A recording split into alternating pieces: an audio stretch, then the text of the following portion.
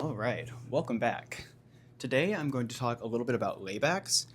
I'm going to give like a little bit of a brief kind of overview of how to do a layback, but I'm mostly going to center this around one tip, which is really about how to create the ideal layback position and how to utilize every single part of your body to create that position. Now, I think the number one mistake that most people make in their laybacks is that they focus way too much on the lower back and their neck. So they really start to try to lay back first with their head, and they kind of go from the top down. So they'll start to look back with their head and then start to kind of pull their shoulders back, lean back. And there's not really much of an emphasis on actually bending through the whole body.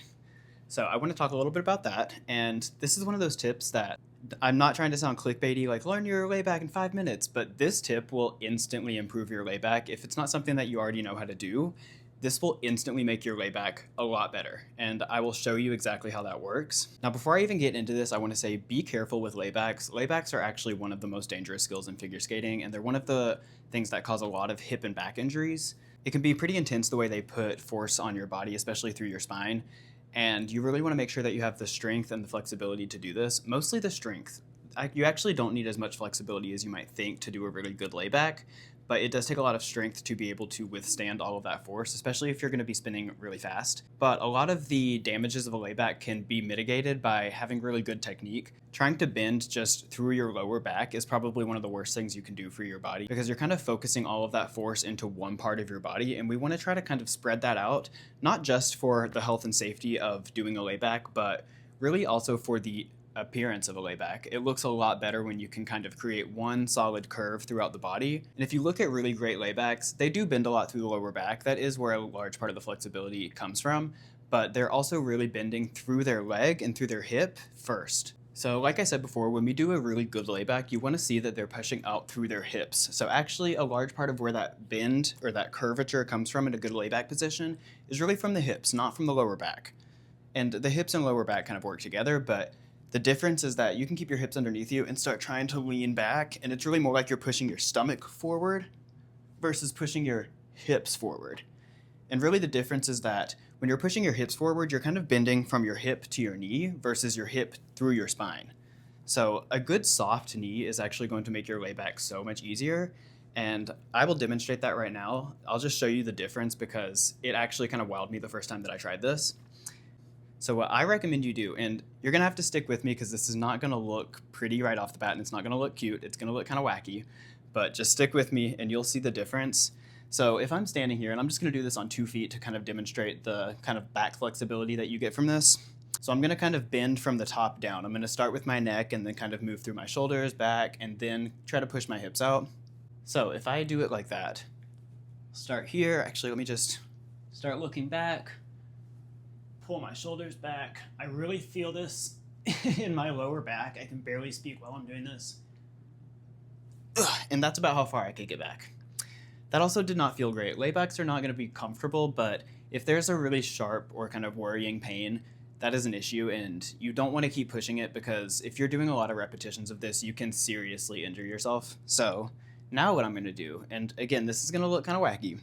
So now I'm going to get nice and low in my knees, and without leaning back, I'm going to try to push my hips forward. So it looks a bit like a pelvic thrust. I've also heard some coaches say stand like Urkel because, Urkel stands like this. So you're going to push those hips forward first. And doing this from a bent knee really kind of ensures that you're actually getting that nice curvature through your leg up into your hip. And then I'm going to lay back. Now, I don't know about you, but I can see visually with my eyes, I could look way lower towards the ground. But also, if you watch them side by side, you will see the difference, and I'm going to put them side by side so that you can see how much more range of motion I got from that. Now, the better you get at your layback, the easier it's going to be to kind of bend through your whole body. So you might not have to start from a bent knee, but if you are not used to that, it really does help to start from a bent knee. Even in a layback, like an actual layback spin, to start on one foot with that bent knee and then to let the leg come behind as you push the hips forward creates a much more aesthetically pleasing kind of curve, because you get that curve all the way from the ankle up through the shoulders, and it's one continuous curve rather than having kind of like a straight leg and then a really arched back, which you see a lot of laybacks that look like this, especially in hair cutters when they just try to grab the leg behind them like that. Man, it's really hard to talk in a layback. Personally, I like to keep a little bit of a bent knee in general, even if I'm just doing a scratch spin before I actually pull in.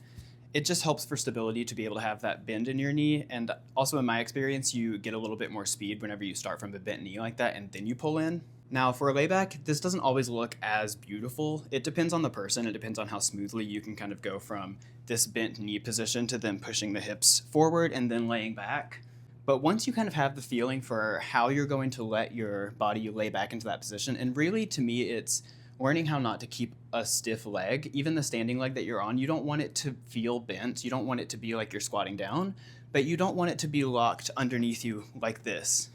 You're not going for like, stiff air position here. We want like a nice soft kind of curve. So learning how, even if I start from the top down now and I try to really emphasize letting that knee soften up a little bit, I can really feel myself sink down just a little bit more. Oh man, I can really feel myself sink down just a little bit more, but it still is a lot easier for me to get to that position if I start from a bent knee and then push my hips forward. It also is a lot more comfortable. You can get way further back before you get to that same level of pain. And again, it shouldn't hurt that bad, but it is just the reality of a layback spin that it is never going to feel completely comfortable. It's never going to feel like a scratch spin or something like that. But you can get much further back in your layback before you start to feel that discomfort and that pain whenever you let your hips go first. Whenever you start by bending your back, we tend to overbend our back. And also the balance point that you kind of are setting whenever you do that, it makes it a lot more difficult to get the hips to go forward because you kind of feel like your foot's going to slide out from under you. And that's another thing that pushing the hips out first really helps with. If you think about it, if we're standing right here, and especially when we're on one leg, and I lean most of my body mass backwards, if I don't push the hips out at all, I'm going to fall backwards. There's no way to keep the hips straight underneath you, lean your back backwards, and not let your hips go forward at all. Because you have to counterbalance the weight that you're pushing backwards by pushing some of that weight forwards. So some of our mass, our hips, and a little bit of our thigh are going to kind of push forward over top of our foot. And then some of our mass from our shoulders is going to go backwards. So we really want that to be balanced so that the center of mass is directly over our standing foot.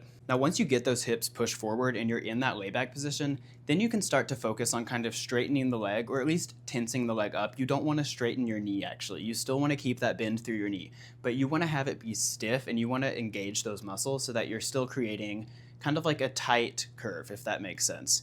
It's almost like if you do a bridge. Oh, this is a good stretch for this, and I have not done one in a while, but it's almost like if you do a bridge like this, and then you start to push back. So I'm pushing my legs kind of straight, but I'm still maintaining that curve through my whole body, obviously.